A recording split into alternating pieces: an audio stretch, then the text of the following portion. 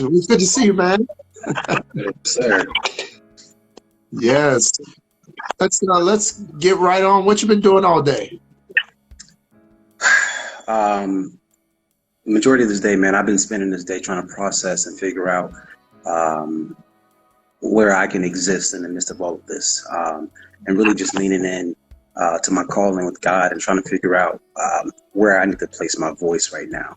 And so the majority of my day has been doing that and trying to focus on where my lane is, and where I can be most impactful. So I've just been meditating and praying on that all day. I know that's right. Have you found any answers on that for yourself? Yes, my place is with the youth, man, and so um, I have to be able to connect with these parents, with the youth, with Black boys and Black fathers, and so I've organized a conference call for this coming week for Black men, Black sons of America, fathers and Mm, sons. We all need to come together and be able to communicate. Um, and effectively express ourselves the way it needs to be expressed. We need to re-educate, we need to reassure, mm. and we need to reinforce some things in our sons' lives. And so that's where I'm at. That's what I've been focusing on. I love that, man. Well, you have been doing amazing work. I know when you moved from LA to Atlanta, you just kind of took it by storm. Tell me about the process of growing up in your family's home. And I think we got a little feedback. Mm. Are you a speaker or? Okay, okay. I think we got a little feedback. But yeah, Cool, cool. Yeah, man. So as far as that journey, for me growing up, man, it was tough because I had to deal with a lot of things alone, as far mm, as learning disabilities, even mental disorders, just from anxiety and paranoia. I had to deal with a lot of these things as a kid alone. mm, Even though my mother was in my life, she was busy, she was working, she was taking care of kids by herself, and so, um, unfortunately, I was one of those people who had to deal with and suffer from CEN, right? Childhood emotional neglect. Like that part of me um, has brought me to where I am, though. So I can't mm. say that I'm ungrateful for anything that I've experienced. But for me, as a kid, I was neglected in the educational system. I was neglected emotionally. My mother, her philosophy was, I don't have to do anything but pray and keep a roof over your head. And so, as a Black boy, as you see right now in America, um, I hurt for the Black boys right now who are experiencing childhood emotional neglect in a time like this. Yes. Because growing up, I exposed myself to these things. Mm, I was never taught about dealing with things. I was never taught about injustice. I was never taught about any of this. I had to expose myself to it, and so um, I had to grow up very early as well. So that really drove me into the field that I'm in now, and wanting to work with students, wanting to work with parents and yeah. educators. That's powerful, man. I mean, there's so many kids right now who are being raised by kids. And have you seen that that has really created more of a negative upbringing for these children that are growing up today? Man, man, it's like our youth right now. Our youth is paying a debt uh, for an expense that they had nothing to do with. Mm, And right now, parents and school systems, they're like, I don't know what's wrong with kids nowadays. I don't know what's wrong with kids these days. But they're not looking back and realizing that what's wrong with these kids today has come from your generation. Has right. come from what you have passed down, what you have not passed down. And so we have no parents today, teachers today. We have no excuse. Mm, We have no reason to complain about our youth because we're responsible. We're responsible. Like, and for me, where was with the generation above me that are saying, what are wrong with these people? What are wrong with these kids in their 20s? What are wrong mm, with these teenagers? Where were you for me? Right? Where was the education for me? Where was the acknowledgement for me? mm. So all of the mental disorders, all of the things that young kids and young Black men are dealing with today, are not. They don't just come from us. They don't just come out of nowhere, right? They can't say that it's in our blood. It's not in our blood. Right. It's in the culture. It's in the environment. It's from the experiences. And so we deal with these things, but they were never dealt with or for us. So, man, they are the kids today, the youth. They're enduring right now a debt that they had nothing to do with. So, yeah, to answer that question. That's real. Like I remember even in our household growing up, there were secrets that were, and one of our watchers right now, secrets, she actually was saying about that. So many secrets that are happening in our households. It happened in mine. It happened in my family. Things that nobody outside of the family would know. And yet the truth is that we are a larger Black community. And so people trying to keep it in just the Johnsons or keep it just in the Robinsons or keep it in these small circles, right?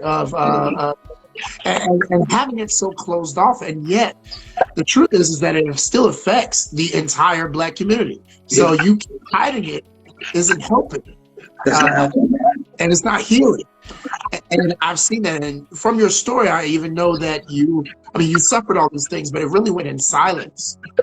Tell me about how you were able to overcome some of that past trauma of being neglected in such a heavy and deep way. Man, yeah. So the silence part, man, that right there, to address that first, a lot of more kids than we know are suffering in silence. And the thing is, when I work with instructors, with teachers, I like to point out that, like bad actors, it shows in different ways with different kids, right? Just a kid may be completely quiet. They may be a straight A student. You may think nothing is wrong. They're well, but they're really suffering in silence. You might have a kid who loves to run their mouth, who loves to joke around in class, not complete their work. They may be suffering in silence. There's the girl who's running around trying to get with every guy that looks at her. She's suffering in silence, right? And so everyone reacts to it differently. And so but it doesn't mean that they're suffering, right? And that part. And for me, overcoming some of those things, I was the kid who stayed back. I kept my mouth closed. I kind of had an underlining like aggression for everyone. I didn't want to speak to anybody. I didn't want anybody of authority speaking to me because no one cared for me, right? And so, and for me, it started with learning disability because I'm dyslexic. And I've never really spoken about it until last year, maybe this year. But I'm also a writer. And so I've had to deal with being dyslexic alone. I had to teach myself how to read, to study crossword puzzles and you know, all these different things I had to do by myself. And what I came to, the conclusion that I came to was that no one else is going to help me. Right? I have to be willing to help myself. Yes. So I begin to assess and really just look around at the things that I didn't want in life, more than so things that I wanted out of life. And that kind of constructed the path for me, right? Everything I didn't want in life showed me how to go about everything. That's powerful right there, for real. And so, you know, when I grew up, you know, following people like Muhammad Ali, like that's, you know, that man I learned so much from. But just studying him, studying his presence, studying his being, his existence, his action, his love, his unconditional love. Those type of things, watching a man of that magnitude move on earth, it challenged me to create my own path, not to mimic, not to be him, but to create my own path for the things that I say I don't want out of life. Because Muhammad Ali was very clear about the things he didn't want. Right. And that drove how he loved. And so I just challenged myself every day. I woke up every day and I would ask myself, how great am I going to be today?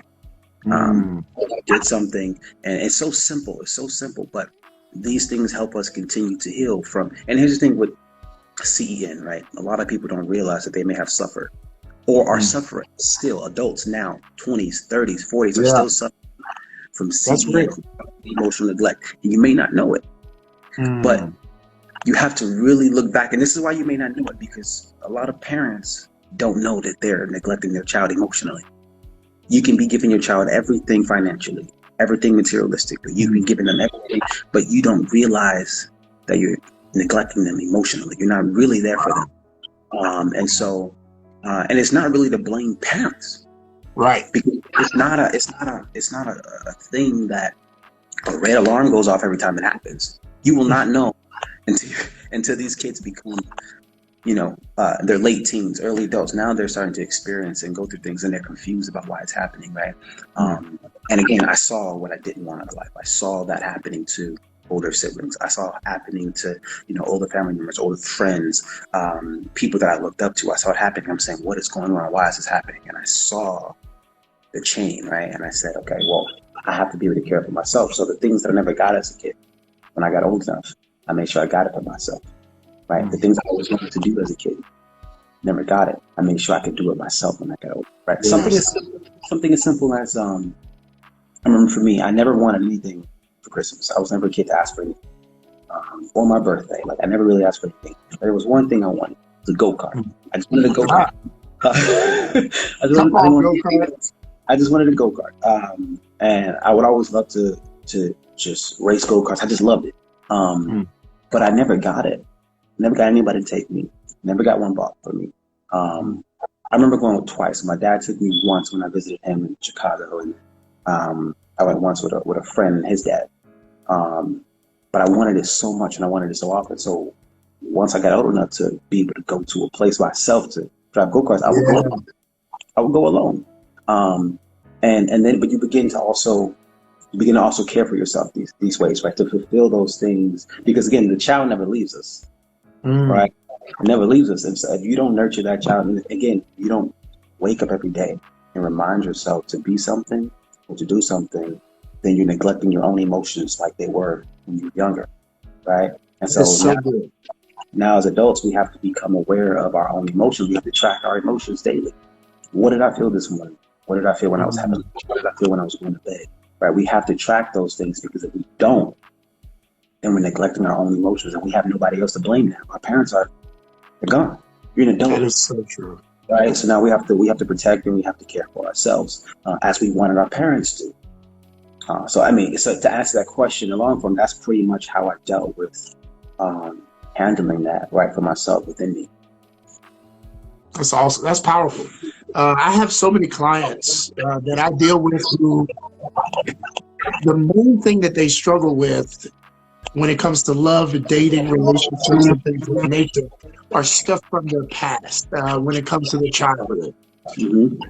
And while they may have had previous relationships with you, the real truth of where the pain lies is found right in their childhood. So the abandonment issues, the fear of connection, all of those things are found right there. How do you relate to kids or talk to kids in the space that they're at? Because I feel like that would help somebody who maybe is dealing with childhood trauma, even now as adults. How do you speak to kids who are going through those kind of things? The very first thing I do with my approach when I work with the youth is to not pretend like I understand everything, even if I do. Because, on a surface level, I can pretty much relate to any kid. The things I've seen, felt, and experienced in life, from the smallest to the biggest dramatic things, I can pretty much relate to most kids. But I don't start there. And I think that's the issue with a lot of instructors in the school system. They like to make kids think that they understand them, right? They think that's getting down to their level, but it's not. Kids don't want you to understand them. They want you to care. Yes. Right? So that's the difference. Understanding the child and caring for a child are two different things. You cannot understand anything going on in my life, but if I see genuine care, a consistent, right? Now I trust you. Yes. Now I'll listen to you, right? Now I'll open up to you. Because for me, oh my God, I used to hate what she was like, I understand what you got. No, you don't. You don't know every detail. So how can you possibly understand what's going on inside of me right now? How can you understand what's around me right now, right? And this kind of really hit for me because I experienced so much as a kid, from being active in school and then going home and actively having to be an adult now, right? Like, I mean, I've been grocery shopping since I was like elementary, middle school in my household. You know, they know me. I go back to my own neighborhood, and the women who were still working there, you know, in her late 60s, she sees me now, and she remembers when I was like fifth, sixth grade, pushing a shopping cart, you know, buying groceries. And so for me, between school and home, there was no way that a teacher could look me in my eyes and tell me that she understands what I'm going through, or he's telling me that he understands what I'm going through. I didn't want that. I wanted you to actually care consistently, right? So that's where I approach kids initially. And then from there, I begin to ask them questions that they begin to answer for themselves. Because I love to state to them, I'm not the expert on your life. You are the only expert on your life. I cannot be the expert for you on your own life. And so, because again, I'm not going to pretend like I understand everything you're going through. Even though I may, I'm not gonna go there. I'm gonna let you do it. I'm gonna just show you that I care, and I'm gonna challenge you for yourself. But then I like to also help them understand what the difference between the conscious and the subconscious mind, right? Because most of our limiting beliefs, right? Everything that we know, everything that we do, from how we dress to what we like to eat, to what we like to drive, to what we like to live, those things are filled up in our subconscious mind. From the world, from our family, from our parents, right? From things that we hear from everybody else. It feeds us. And now we live off of those things. So we're not operating, like 90% of the things you do, you're not operating out of yourself. That's true. You're not operating out of yourself. And so I love to meditate with children. With the youth, I love to meditate because it allows them to clear their minds and really see the difference between their limiting beliefs, right? And then what comes from their clear conscious minds responding. Yes. So that's where I start. That's a great place. I mean, I again, what you're saying is like spot on, because it's exactly what I have to say to my clients when in that moment, you know, it's your love journey. It's your unique love journey. And I cannot tell you what you should do because it's your path. It's your unique DNA. Right. And only you know your DNA. Only you can really assess who you are in your own skin. And you're the only one that walks with you 24/7. And so I think what you're saying is so true. We get sometimes scholars who have studied so much, who think that knowledge means knowledge for all. And really what it does is just give you some equipment, some tools. But everybody's going to handle those tools differently. So I think you're spot on with that. As a married man living today with a young child, like, how are you handling the things that are happening in society? There's Amy that's come out and trying to get a black man arrested or locked up, all that kind of stuff. To George, to Aubrey, like, how are you handling all of this right now? What's scary about all of it is I have to handle it in a way that's foreign to me almost. Because originally I was, like I said, I was a quiet kid. I didn't speak. I had nothing to say. I just observed. And then I became the kid. I remember making a decision. I will never hold my tongue again when it matters. I will never forget to stand up for myself when it matters. I will never, right? And with everything that's going on right now, having a son, right? That's now 2 months. I have to be very cautious how I move. And then also too, just being delicate, being responsible, and then also being aware of my wife's position, right? She is not American. She is from Haiti. And this is interesting for her because her dealing with racism is fairly new in America, right? This type of racism, it's new. And so I also have to be careful how I approach things because of that. Yeah. But at the end of the day, like I said, which is why I spend most of my day just meditating on how I need to move. Because as a father now, if I don't set an example, if I don't pay this debt now for my son, like right now, if I don't pay it today, he's going to have to pay it tomorrow. And we've seen time and time over again where they say, well, the next generation, our kids won't have to deal with this. Generation after that, our kids won't have to deal with this, but they still are. I still am. You still are.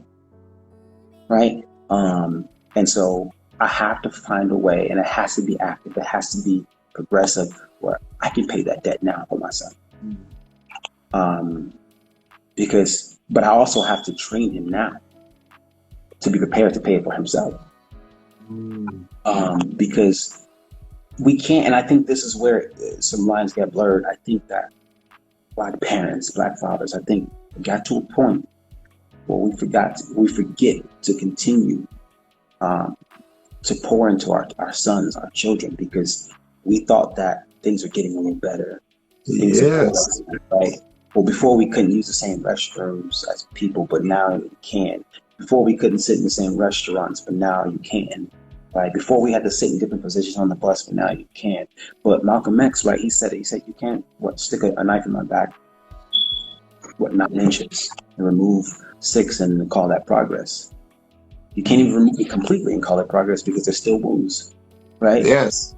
And so I think that's how I'm approaching this now. Is I have to find ways to, one, train my son up now to understand. Even before he can talk, he has to understand what this is. He has to understand what it means to be a Black boy in America. And then on top of that, I have to find ways to be progressive and active in my community, and through social media, and through my platform, and through business, to be able to delete some of this debt. We gotta pay some of it down for our children. Otherwise, we don't know how high it's going to go. Because right now, even Malcolm X even said it too. He said that, and I posted it the other day.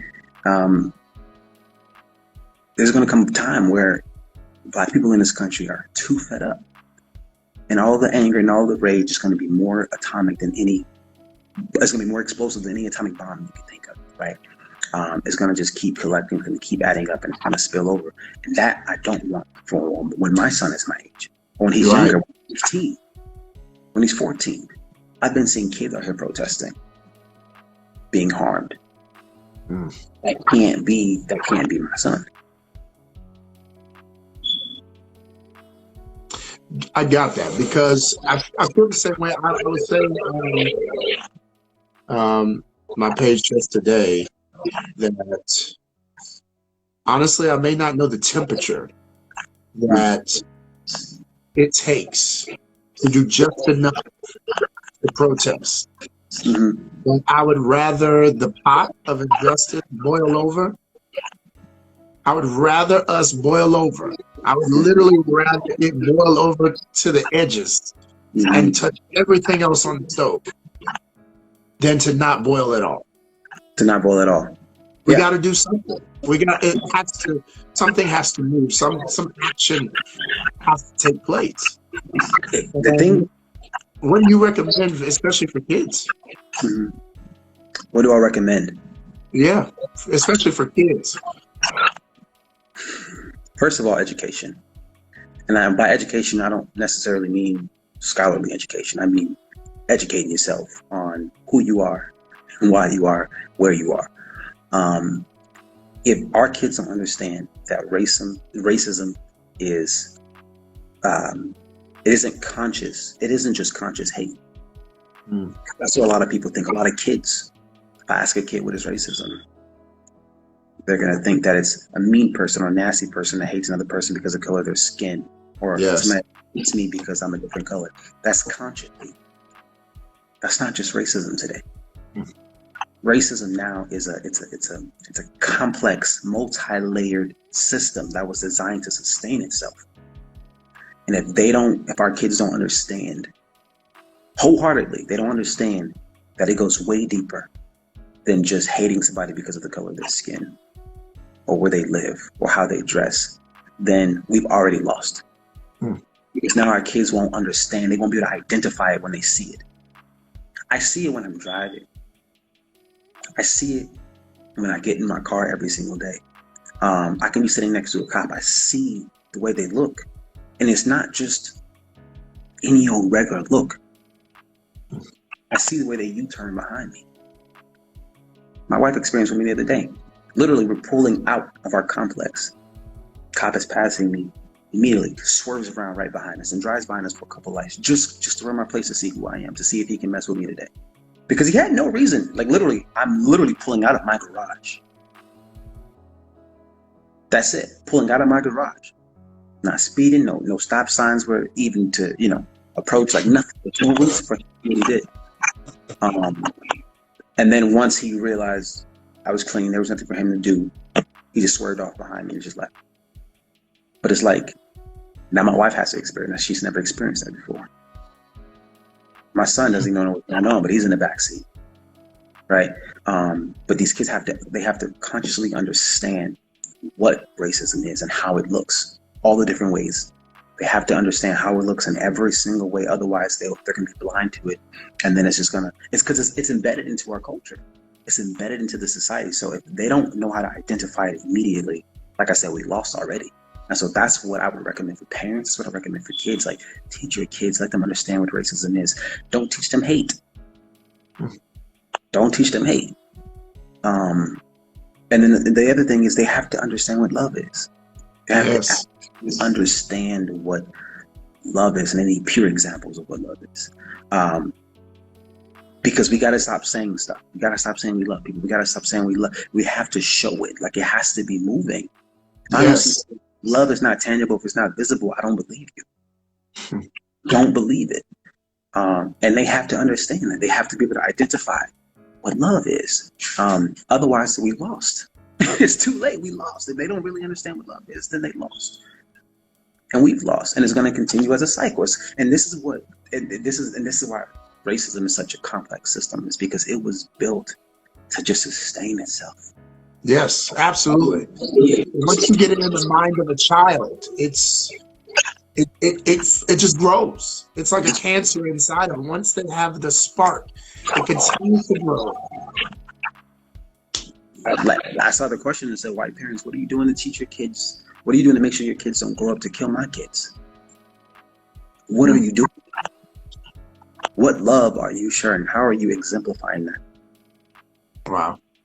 Because that's what we have to start. That's what we have to start with our kids. If we don't even attempt to start there, then we're lost. We're lost because I can't see, even today, if you look at what's happening today, there's a lot of casual racism going on. Look at our president posting things,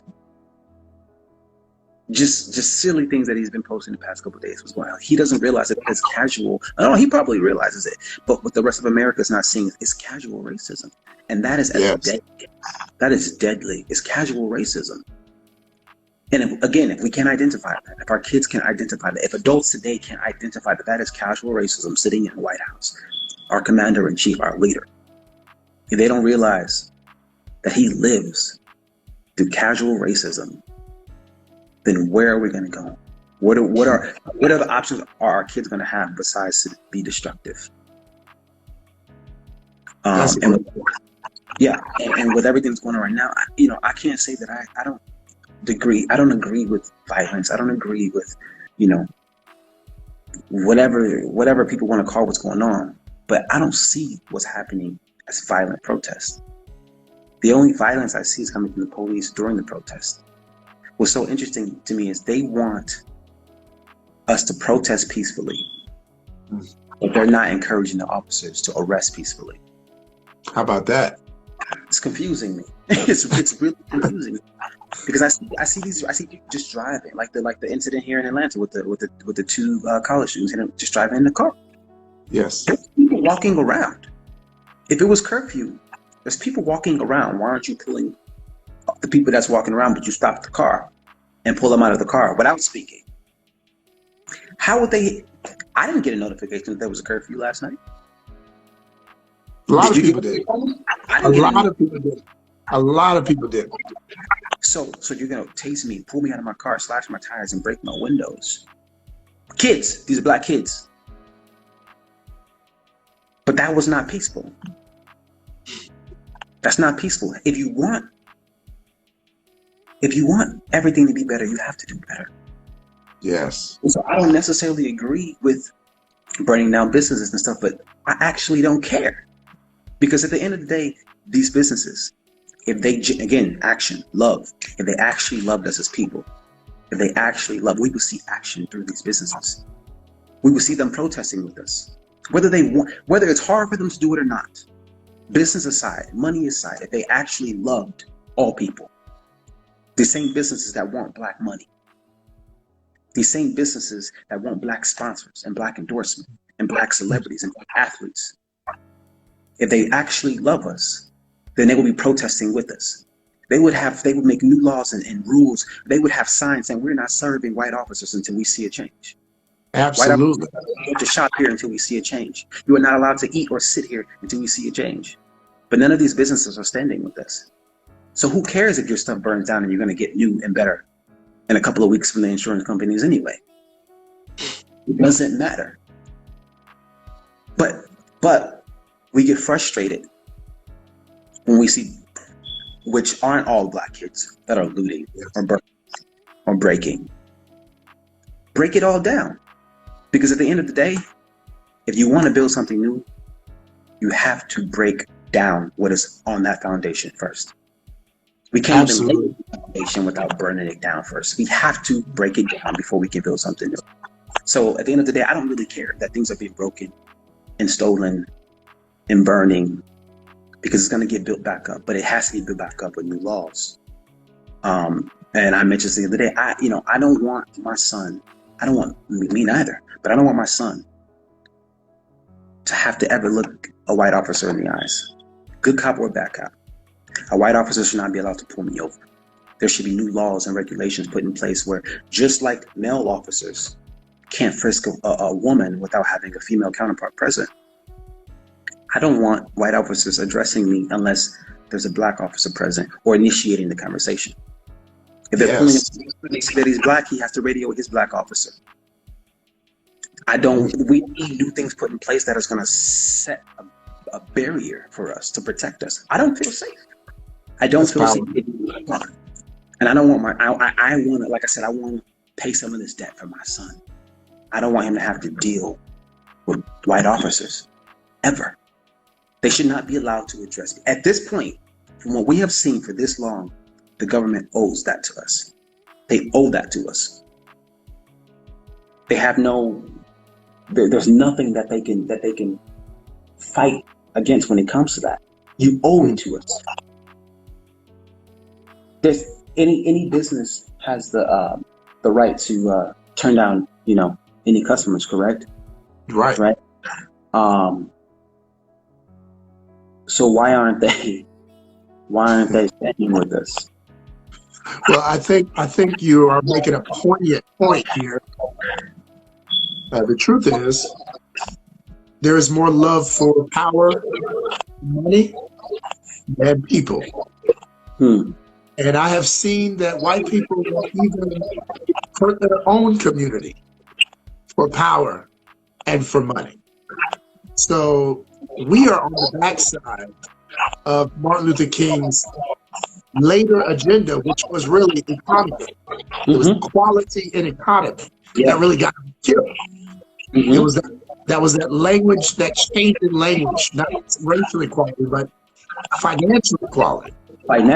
Put him on the CIA's hit list. And I really believe that's where we are now. We are still in many hours the labor. And that's why we got to be real careful with illegal immigration, because the way they treat illegal immigrants isn't far off from how we are treated. Right. Not at all. And that's why it's the backhand of their racism. Really, it is. It's the hardest part of it. It really is. But that's why we need, again, and that's why I want to speak with black sons and black fathers this Wednesday, because we have to understand our value. We have to, I don't think that black men really understand how valuable we are. Without us, this economy is So after we burn, after we break it down, after everybody continues to loot, and once they rebuild, we need to not go. Not go. Period. Period. But you know what's so hard about it is the Black community is hard for us to do that because nobody is together enough. See, the white people, the white man, this white society is really good at community. Oh, they're the best. They are the best at community. I mean, and I see it every day, everywhere. Right here in Buckhead, I live in Buckhead. The night after they came and broke down Buckhead, my wife and I took a walk up and down Peachtree, looked at all the businesses and the restaurants, and all of the white neighbors were coming out with their dustpans and their brooms and their gloves and their water bottles. And they were helping everybody pick up the glass and just community. Just community. Not saying Black communities don't do this, but we don't do it consistently.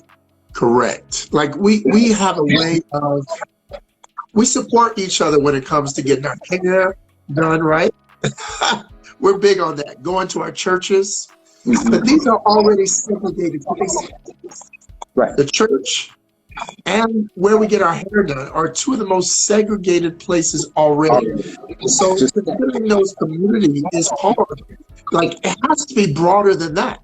Yeah, right. And that's why there's the white community is so okay. They've been okay with us having our churches since slavery.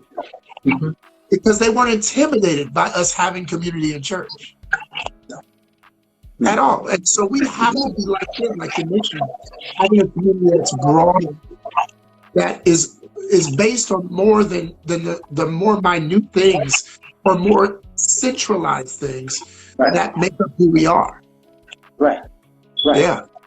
But and again, that goes back to the casual racism. I don't think, again, and to teaching our children what it actually is, what racism actually is. Because with the businesses that we invest money in, so much money in, we don't see their casual racism because they put a black face on it. We spend so much money, all these business and corporations that use casual racism to appeal to the Black community. The same companies that are not standing up for us, the same companies that are not protesting with us. Because look, we all have different platforms. They keep saying people need to stop stealing and breaking and burning. But that's the only platform they have. Why? Because they don't own businesses.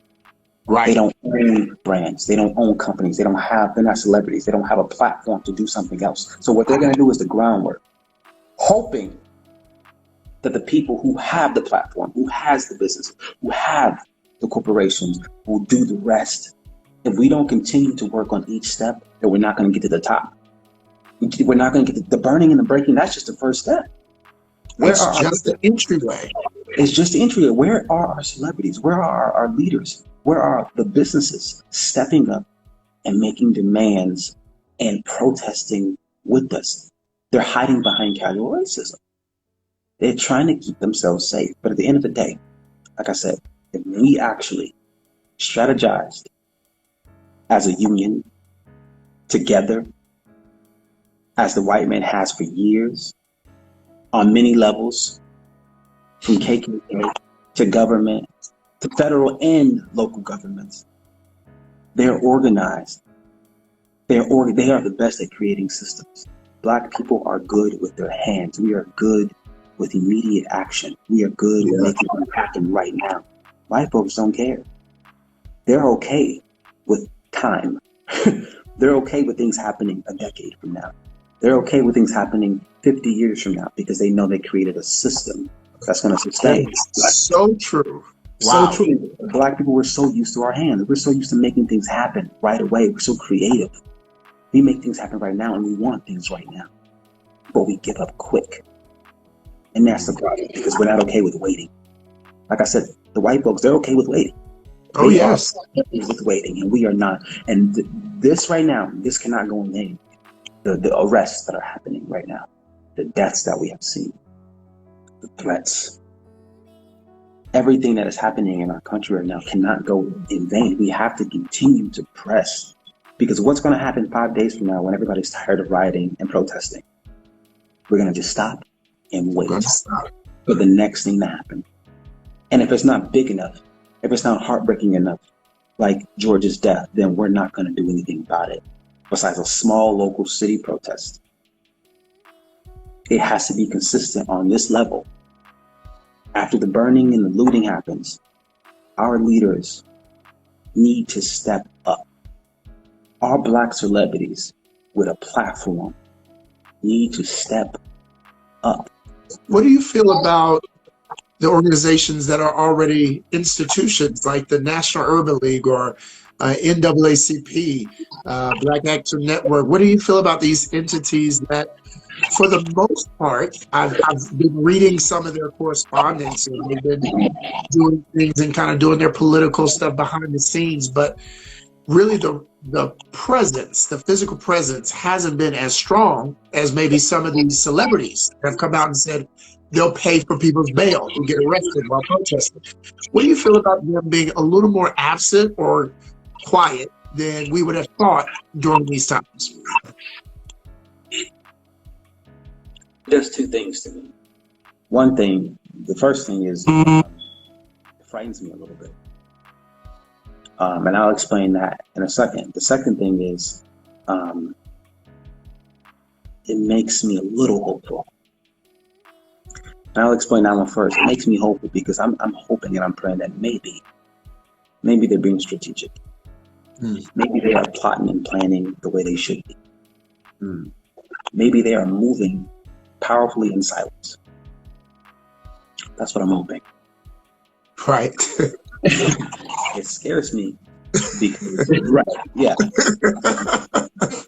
It scares me because their silence shows our division.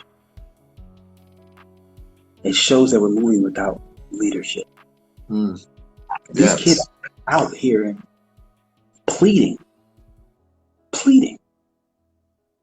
in the streets with no leadership. And so it scares me when our big guns are not loaded. It scares me when I don't hear those big guns cocking back. Because it shows how divided we are. And we've been this divided since the beginning. Well, I think about some of these, most of these organizations that are backed by Walmart, Target. They are backed by these big companies. Bank of America, Wells Fargo. Their national conventions are funded not by the monthly donations of $5 that their members give, but by these corporate sponsorships. And so it's kind of hard to rally against organizations or the structures that are funding it.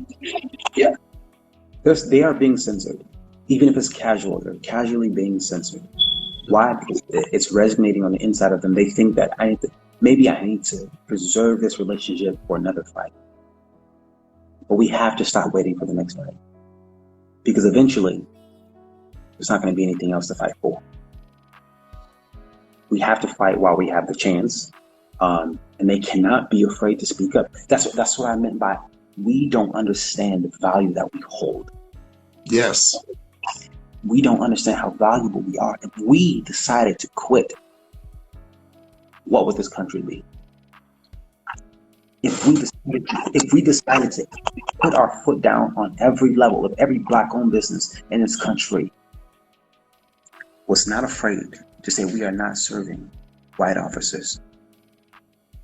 If every Black celebrity protested with their authority, with their platform, first of all, none of this stuff runs if they don't run. Correct. These labels are making money if we not moving, if we not buying. So the thing is with our celebrities, you want people to pay for your music, pay for your merchandise. But if you're not speaking up for us, we can protest with you as well. What are you going to do when we stop by? What are you going to do? If I see that you're not standing up for us, for your people, if you're that far removed, you don't deserve my money. You don't deserve my time or my attention. If you're that far removed. And so they have to realize that no matter what, we still have the power. The little guys still have the power. Yes. but we're not organized enough to be consistent. And that's where they're okay, because they say, oh, it's going to blow up. I guarantee you, Trump is walking around right now shrugging his shoulders, saying they'll be done in a week. Exactly. He's seen it throughout history, our history. Over and over again. What will we do after the weekends? Mm-hmm. And again, like we have to be strategic enough. Not only the ground, like it bothers my soul because our people, man, our celebrities, man, are the people that we look up to, the people that are rich because of us. I'm seeing some people talk about their status and what they can't risk and their brand and not posting certain things, because if you're more concerned about your brand or your business or your image on social media, if you're more concerned about that than you are for the future of this country and the children, the Black children in it, you don't deserve time from anyone. I agree with that. From anyone. If that's what you're more concerned with, then you are as evil. You are as corrupted and lost as the root of this country.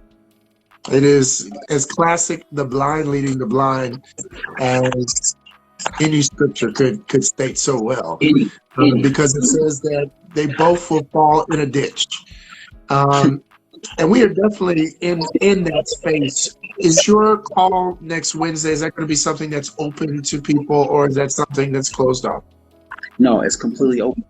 I want every Black and brown son and father in America to be on that call.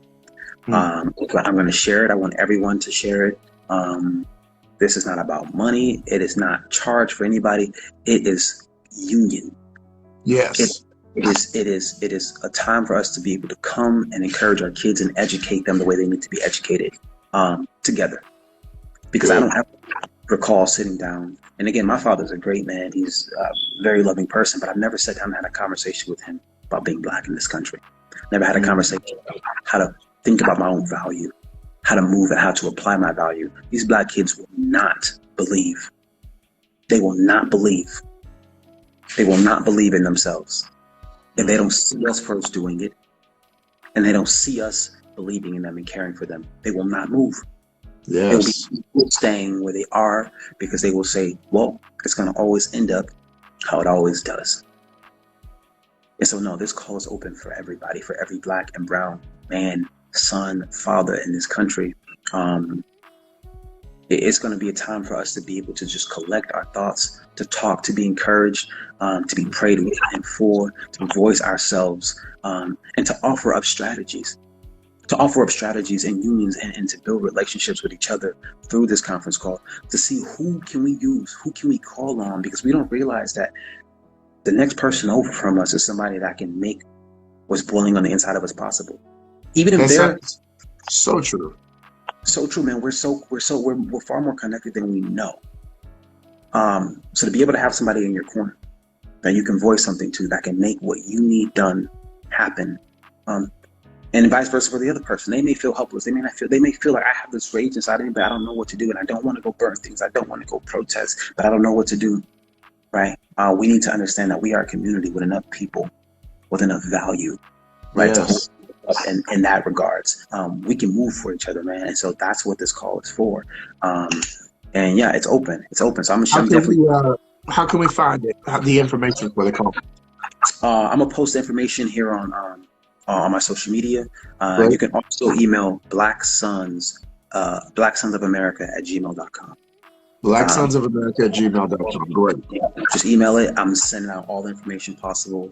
I won't be the only one speaking, and we're gonna move, man. We're gonna move the best way we can right now, and add value, man, to these kids.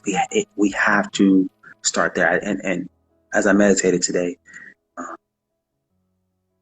it just kept hitting me, man. It just kept hitting my soul. Like, you can talk to the police all day long, We can talk to the government all day long, and we keep trying to figure out what can we do. We need to figure out what can our kids do. Yes. It's learning right now. What can they actively apply? What can they actively do? Because we forget, man, how special the youth is. We're so They busy are trying our to guard them. voice. They are our Yeah. man. They are our strength. They are. They They are the strength of our nation is really the generation coming up behind us. And I just want to thank you for being such a positive light in their lives and being an active voice for them, speaking on a level they can understand and having the message that is so clear, having a heart and a mind to really be able to address them in a way that is direct into their minds and their ears. I'm definitely with you, brother. Wednesday, what time is that called? Eastern 5 p.m.